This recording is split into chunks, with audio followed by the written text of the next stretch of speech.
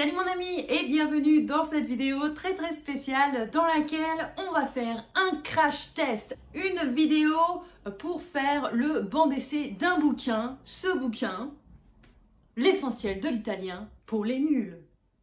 Mais avant ça, si tu ne l'as pas déjà fait, clique le lien qu'il y a en dessous de cette vidéo podcast pour recevoir ton guide gratuit de conversation pour parler facilement l'italien lors de toutes les situations du voyage, lors de ton prochain voyage en Italie.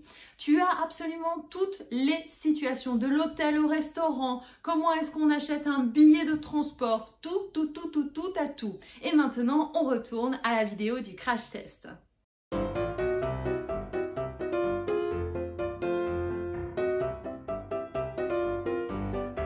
Alors, comme toi, j'apprends l'italien et dans mon apprentissage de l'italien, je me dis que des bouquins, ça peut être une bonne idée. Je ne sais pas si tu as déjà entendu parler, mais je pense que ça doit être le cas, la collection pour les nuls. Alors, la collection pour les nuls, c'est une édition qui remonte quand même à 2001.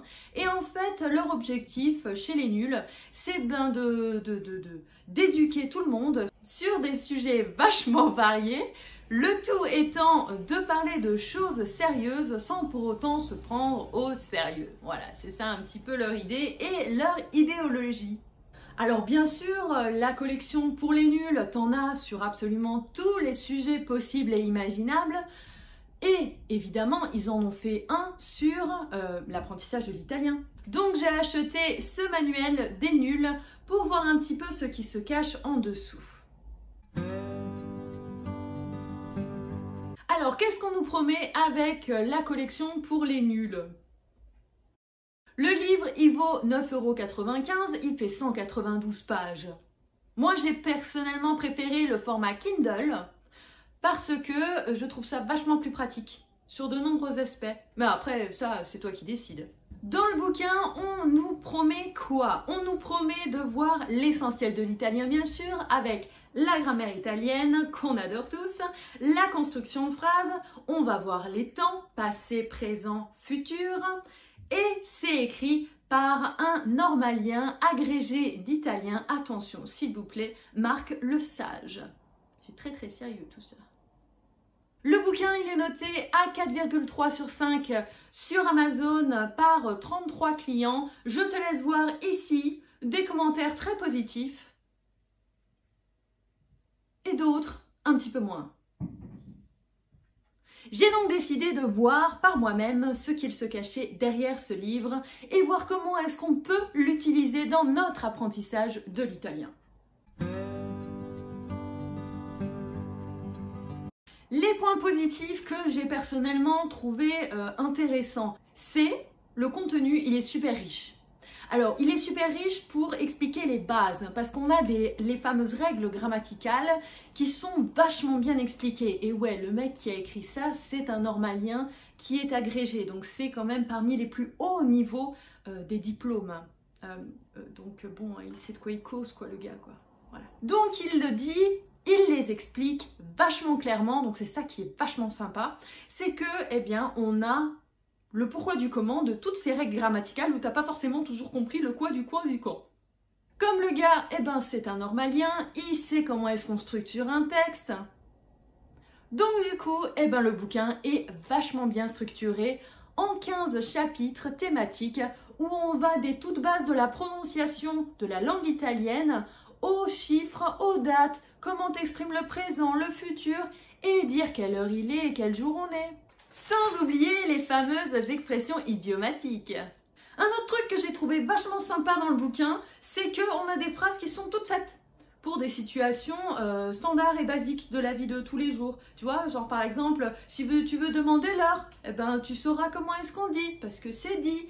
Si tu veux dire quel jour on est, eh ben tu sauras comment est-ce qu'on dit, parce qu'il le dit. Toutes les situations basiques simples, ils te donnent des phrases à utiliser, quoi. Donc c'est cool.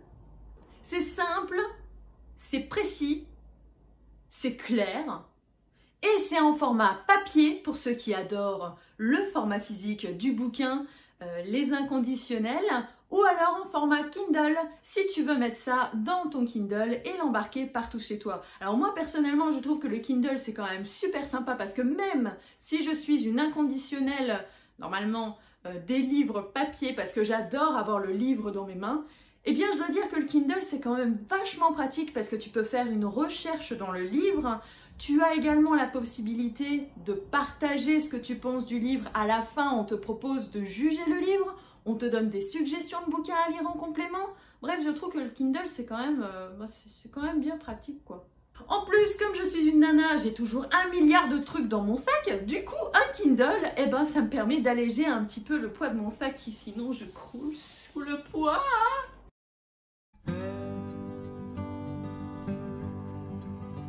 Alors, il y a également des points qui sont négatifs, hein, bien sûr, parce qu'il n'y a pas que du positif dans ce livre, même s'il est très bien, je trouve.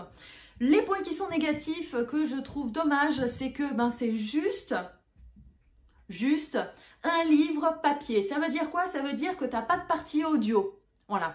Donc, pour la partie prononciation, les premiers chapitres, ce qu'ils font, c'est qu'ils te donnent les équivalents des mots français. Tu vois? Donc, par exemple, si tu veux apprendre à prononcer les mots, eh ben, par exemple, pour le mot bello, eh ben, on te dit que le « est », on le dit comme « cep ». Donc, il faut faire une gymnastique dans ta tête. T'es là, bello, cep, bello, cep. Autre exemple, sole, pone. Sole, pone. Je suis pas toi, moi j'ai un petit peu de mal, tu vois, dans la prononciation. Ça aurait été intéressant d'avoir une partie audio pour t'aider justement à entendre les mots et ensuite aller savoir comment est-ce qu'on les répète, quoi. Un autre truc que je trouve un petit peu moins agréable, mais c'est normal, l'utilisation de termes grammaticaux très théoriques. Tu vois, enfin je sais pas toi, hein, moi je suis dans l'apprentissage de l'italien pratiquement pratique et les diphtongues, j'en ai rien à carrer de savoir ce que c'est en fait. Hein. Tu vois, moi je veux le côté pratique de la chose, je veux savoir parler italien. Donc les diphtongues c'est bien mignon, mais voilà quoi. Un autre truc qui est un petit peu dommage, mais ça reste de l'ordre de l'obligatoire, j'imagine, comme c'est un livre papier, eh bien, c'est l'utilisation de l'alphabet phonétique. Alors, je sais pas toi, moi, j'ai jamais rien compris à l'alphabet phonétique, et le fait d'avoir des signes de ce type, moi, ça m'agace.